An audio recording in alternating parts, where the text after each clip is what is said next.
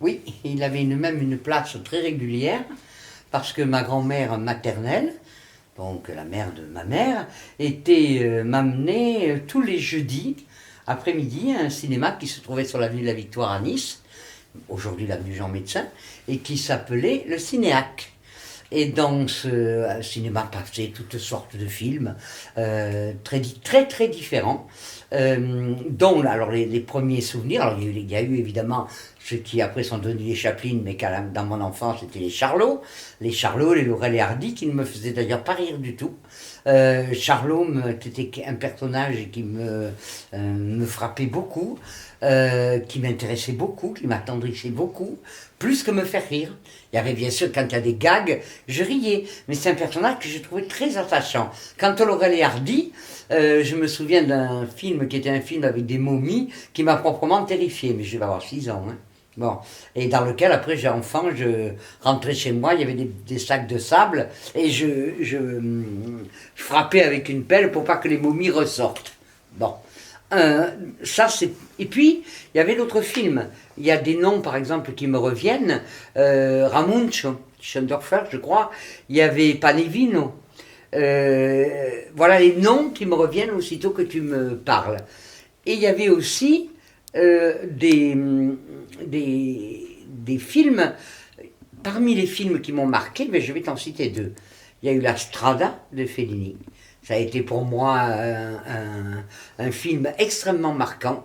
D'ailleurs, je me rappelle avoir fredonné pendant des jours la chanson de Gelsomina. C'est vraiment un film qui a été fondateur dans la mesure où les images en étaient absolument magnifiques et où je suis resté, d'ailleurs toute ma vie, j'ai vu tous les Fellini et Fellini est resté toute ma vie un de mes réalisateurs préférés. Il y a un deuxième souvenir de cinéma marquant, eh bien ce sont les Fraises sauvages de Bergman. J'avais 10 ans et demi, 11 ans, c'est plus tard, alors que Fellini j'étais jeune, j'avais 8-9 ans. Et là, je crois que ça a été, avec les livres, avec la découverte des peintures, une de mes premières émotions esthétiques fondatrices. Parce que j'ai pas compris le film, j'ai rien compris, j'ai pas compris du tout de quoi parlaient exactement les Fraises sauvages. Mais ce film, justement parce que je n'avais pas tout compris en tant qu'enfant, et il appelait à un lieu du rêve, à un lieu d'une profondeur, comme l'astral, hein, c'était le même phénomène, a été extrêmement marquant. Du coup, le cinéma est resté, pour moi, je suis plus amateur d'un cinéma de réalisateur que d'un genre cinématographique. C'est-à-dire, bon, il y en a qui aiment, je sais pas moi, les westerns, les comédies américaines, etc. Un genre. Non, je vois toutes les formes, j'ai vu toutes les sortes de cinéma, j'ai vu des westerns aussi à l'époque, il y en avait, mais ça ne me marquait pas, absolument pas. Les deux, enfin ça me marquait, j'étais très contente au moment où je les voyais, mais ensuite, quand je les oubliais, et je les ai oubliés. En revanche, les deux souvenirs dont je te parle, La Strada et Les Fraises sauvages, sont deux souvenirs, je les ai revus plus tard, donc je ne sais pas exactement ce que l'enfant avait retenu, mais je sais que ça a été quelque chose de très marquant pour l'enfant. Et ensuite, le cinéma m'a accompagné toute ma vie. Le cinéma que j'aime, je dirais, c'est un cinéma ça ne veut rien dire un cinéma d'art, c'est un cinéma de réalisation, dans lequel il y a vraiment une inventivité d'un point de vue formel, une inventivité d'un point de vue d'image, une inventivité d'un point de vue du cadrage, du montage, quelque chose voilà, qui m'amène, qui déroute, si tu veux, une convention du regard. Eh ben, c'est pas le mot qui me serait venu en premier. Donc je vais faire écart. Hein. L'émotion, c'est évident. Bon, c'est-à-dire que le cinéma donne des sensations, mais presque j'aurais peut-être choisi plutôt le mot sensation qu'émotion. Des sensations, des perceptions et de l'émotion. Donc en ce sens-là, effectivement, qui nourrit un imaginaire. Mais le rythme, oui, mais je n'aurais pas choisi ce mot. Le premier mot que j'aurais choisi dans le lien entre poésie et cinéma, c'est montage. paraît peut-être un peu inattendu, mais parce qu'il me semble que le poème comme le cinéma, alors on retombe sur le rythme, tu me diras, tu as raison, hein, l'essentiel, ah oui, quelqu'un que j'ai oublié, Tarkovsky. Bon, l'essentiel du film, ça fait bien sûr au moment où il est tourné, mais il se fait aussi au moment du montage, au moment où on donne le rythme aux images, au moment où on donne ce qui va être la temporalité vécue du moment cinématographique. Et il me semble que, enfin pour moi du moins, hein, c'est dans ma pratique aussi, pour moi du moins, dans le poème, c'est la même question qui se pose, la question d'un sampling, presque j'allais dire, c'est-à-dire d'un montage de sensations, d'impressions, d'images, d'émotions, avec... et là, ça me paraît effectivement avoir un point commun avec le cinéma, et je ne sais, on ne peut pas dire d'ailleurs si c'est le poème qui l'emprunte au cinéma, ce que je ne pense pas, ou le cinéma qui l'emprunte à la littérature aussi, et au poème, où quelque chose se joue entre eux.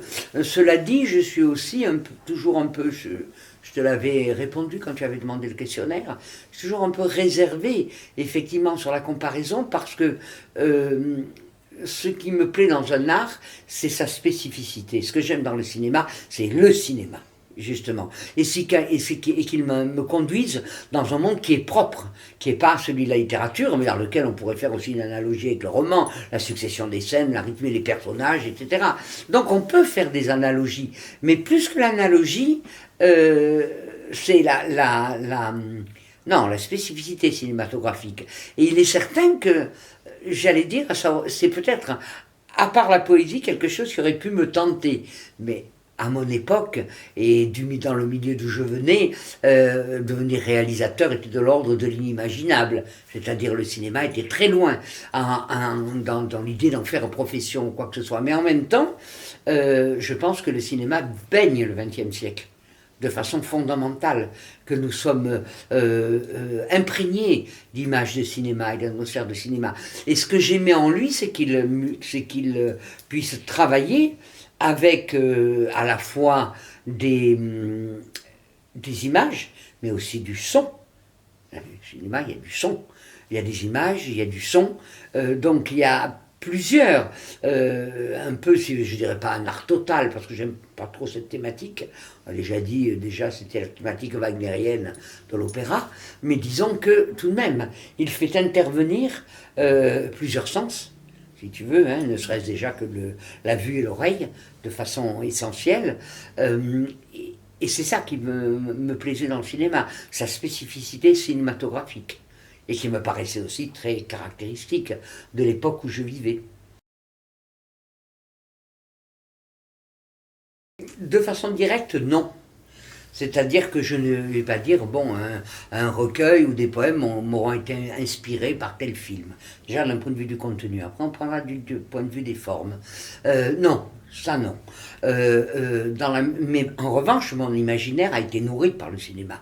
Et après, quand tu écris le poème, se mêle dans l'esprit aussi bien l'apport de l'imaginaire, du réel, de toutes les expériences de réalité que l'on a, de toutes les sensations, les émotions qui nous traversent dans une vie, plus ce qui nous vient aussi des livres, plus ce qui nous vient des images qu'on a vues, que ce sont les images d'art, puisque l'art a énormément compté dans ma vie aussi, la peinture et la sculpture, qui nous viennent aussi du cinéma. Donc tout ça a été, si je puis dire, a été l'humus de mon imaginaire. Et très tôt, puisque j'ai commencé à aller au cinéma, j'avais 5-6 ans. Donc très très tôt, tout cela a constitué les strates d'un imaginaire. Alors, si je parle d'un point de vue plus fondamental, j'ai cité tout à l'heure la Strada et j'ai cité donc Bergman et Fellini. Après, il y a évidemment d'autres réalisateurs qui sont venus.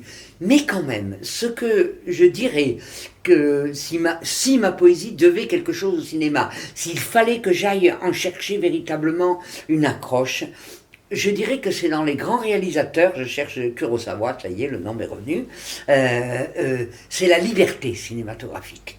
C'est-à-dire à un moment donné des types de montages Tu vois, je reviens toujours à mon histoire de montage, des types de passages d'une image à l'autre, des types de liaisons ou au contraire de déliaisons, hein, surtout et de rupture ou de déliaison, qui ont été pour moi euh, très libératrices, comme l'a été la poésie contemporaine, comme l'aura été la peinture contemporaine par rapport, je dirais, à la représentation, c'est-à-dire à une libération par rapport à, je dirais pas un réalisme, parce que lorsqu'on parle de la strade, on est dans le réalisme italien, mais par rapport à une conformité au réel, si tu veux. Je n'ai jamais vu le cinéma, mais j'aime bien aussi. Je regardais, par exemple, je parle de Stephen Frears. Tu vois, les noms me reviennent au fur et à mesure, parce qu'il y en a tellement que j'aime un cinéma. Mais c'est vrai que des atmosphères des atmosphères cinématographiques, mais quand même, je dirais Kurosawa, Tarkovsky, Bergman, Fellini et Cassavetes.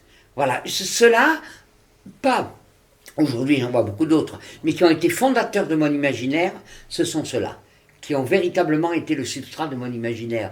Et quand même, si je les revois et j'étais une enfant, si je les repense avec l'adulte que je suis les repense, ce ne sont pas des moindres. C'est-à-dire que, bon, je pourrais ajouter encore Pasolini, ajouter encore d'autres, ajouter Visconti, et ainsi de suite. Mais ceux que je t'ai cités initialement ont été fondateurs de mon imaginaire. Et en ce sens-là, ils ont quand même une liberté d'écriture, je pense en ce qui concerne Fellini, mais Bergman aussi, quoique d'une manière différente. Mais ils ont liberté, et Kurosawa pareil, ils ont liberté d'écriture, et puis les temporalités très diverses, entre la lenteur d'un Tarkovsky par exemple, qui est et un autre auquel je pense qui au contraire est totalement Bad Movie, c'est de qui, je sais plus de qui c'est, qui est complètement dans la vitesse, quasi dans le clip. Donc tu vois qu'au fur et à mesure que je parle, me reviennent des images de cinéma, mais c'est pas seulement des images, ce sont des sensations de cinéma. Tu vois, des sensations vraiment très profondes, très intimes. Et elles ont certainement nourri mon écriture, oui, j'en suis sûr. Le mot montage, donc, peut-être faux ce que je vais dire, mais la façon dont moi j'entends ce mot-là et dont je le ressens, ça, pour moi recouvre deux choses. Une rythmique, c'est évident, donc le rythme. Mais pas seulement. C'est aussi, hein, pour moi, des notions, comment je pourrais dire ça, de lieu, d'espace, qui est différent, si tu veux, qui vont être mis soit en succession, soit au contraire en opposition. Tu passes d'un clair à un obscur, tu passes d'un gros plan à un travelling, tu passes d'un plan américain, pour le peu, hein, un minimum de vocabulaire de cinéma quand même que je connais un peu, d'un plan américain à un autre plan. Donc cette succession des plans, ce sont quand même des successions de place du regard, de point de vue du regard. Et pour moi, dans un poème, c'est une chose dans ma propre écriture, après chacun à laquelle je suis très attentive, au rythme certes, mais aussi à essayer de passer énormément dans à la fois l'unité, parce que si un film perd son unité, quelque chose, ben tu n'es plus dedans, mais en même temps dans la variété, dans la variation, dans la variation dans la variation des plans, dans la variation non seulement de la durée du plan, mais du cadrage. Et alors, donc j'insisterai même sur le mot cadrage, parce que écrire un poème pour moi c'est cadrer. C'est-à-dire qu'à un moment donné, c'est cadrer des sensations, c'est cadrer des émotions, c'est cadrer des paysages qui sont plus en remembrance qu'en réalité. Hein. C'est cadrer des images.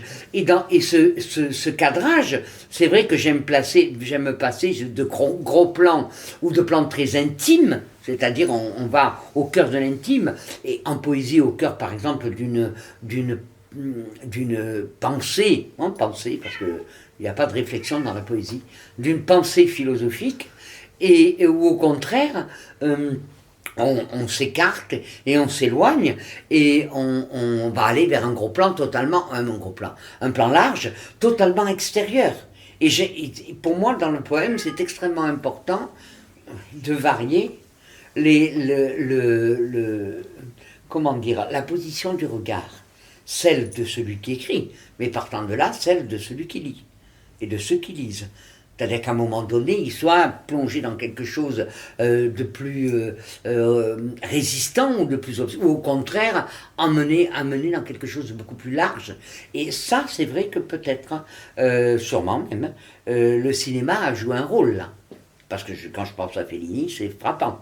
Quand je pense à Kurosawa, tu passes de plans d'une intimité très forte à, au contraire, où tu es presque proche, ou à des plans, je pense à Taïga, Lala par exemple, où je pense aux plans d'épopée, voilà, dans lesquels, et ça pour moi c'est poétiquement extrêmement important. J'aime qu'un poème change d'angle, change de cadrage, et change je fais les mouvements faute d'avoir le vocabulaire, mais je vois bien ce que je veux dire, change comme ça, et change comme ça. Voilà. Alors je pense que là c'est un peu cinéma, quand même si les mots ne sont pas extrêmement exacts, c'est un mouvement de caméra, quand même. Voilà. Sauf qu'il y a dans le poème une intériorité. Après, la comparaison nous mènerait à quelque chose qui serait, pour moi, parce que pour d'autres ça peut être tout à fait différent, un peu artificiel. J'aime bien quand un art, enfin j'aime bien, c'est pas une question d'aimer, mais il est évident que les arts se croisent, se touchent. Quand on parle du poétique par exemple, il y a des moments où il va se faire poésie visuelle, on le sait très bien. Il y a un endroit où à son autre endroit il s'est fait poésie sonore, dans l'histoire de la poésie contemporaine. C'est-à-dire dans lequel il entre il frotte avec un autre art et il entre dans son territoire. Pareil, je pense, dans le cinéma, il y a eu comme ça des formes du poétique qui sont touchées et même mariées, hein, à un moment donné, ou imprégnées, imbriquées avec d'autres formes d'art. Puisqu'on a parlé de la poésie visuelle, la poésie sonore, et on peut parler à un moment donné de poésie cinématographique. Tout à fait. Mais c'est vrai que c'est pas ce que je préfère. Alors, je vais le dire modestement, parce que chacun, là, explore en fonction de son tempérament et en fonction il faut suivre sa pente, mais en montant, il est Gilles, de sa pente. Et dans la mienne, de pente, je trouve qu'à trop s'aventurer dans un autre art, on finit par être bené dans l'art dans lequel on s'aventure. C'est-à-dire que si on prend la poésie sonore, il y en a, etc., qui ont fait des choses tout à fait remarquables. Mais il y a aussi des moments où elle est, si je puis dire, un peu du b.a.-ba par rapport à la musique contemporaine. C'est-à-dire par rapport à l'art qui va avoir la maîtrise de lui-même. Si on parle dans la poésie visuelle, elle a des réussites, mais je ne peux pas quand même la comparer au sommet de l'art plastique qui se faisait à la même époque et en même temps. Un Soulage tel qu'on le voit actuellement, par exemple, un travail ne me paraît pas de même qualité. Et j'ai le sentiment que peut-être la même chose en lieu en cinéma. C'est que lorsqu'on s'aventure trop, lorsqu'on emprunte à l'autre art, on s'emprunte, mais lorsqu'on s'aventure trop dans un domaine où on a peut-être trop peu de maîtrise, trop peu d'expérience, eh bien on est inférieur à ceux qui la possèdent et qui l'ont mise en œuvre. Mais enfin, cela dit, hein, c'est mon sentiment, c'est ce que je disais tout à l'heure, si tu réalisais un film, il me faudrait vraiment un très bon réalisateur. Mais est-ce que ce serait mon film ou son film? Ce serait notre film, mais je pense que d'un point de vue cinéma, ce serait son film. Parce que c'est lui qui a l'œil derrière la caméra. Ou alors il faudrait que je me mette moi. Alors disons, idéalement, pourquoi pas? Mais à ce moment-là, je travaille. Il faut que je travaille un moment, il faut que je trouve ma manière de faire, que je trouve mon style. Sinon, je fais quoi? Une série d'images qui me parlent et que je mets, ou une histoire qui me... Non. Alors que dans le poème, non, dans le poème, je ne fais pas ça quand même. Dans le poème, je crois que, disons, je ne sais pas si je le fais bien, mais je sais ce que je fais. Voilà, ça c'est autre chose, je veux savoir si je le fais bien aussi, mais je sais ce que je fais. Je connais mon matériau, je le connais, je connais la langue, je connais mon travail. En matière de cinéma, non, il y a des maîtres, je ne connais pas mon travail, je ne connais pas le travail. Et j'ai parfois le sentiment, alors il peut y avoir peut-être des réussites, je les connais pas aussi, ça doit être ça, c'est peut-être mon ignorance qui est en cause, tout simplement. Mais je n'ai aucun film à te citer d'un poète, d'un écrivain dont je te dis, ah, il m'a marqué comme, voilà, comme ceux que j'ai cités tout à l'heure. Non, non. Je les ai peut-être vus, mais je suis incapable de t'en citer. Cela dit, c'est peut-être mon ignorance.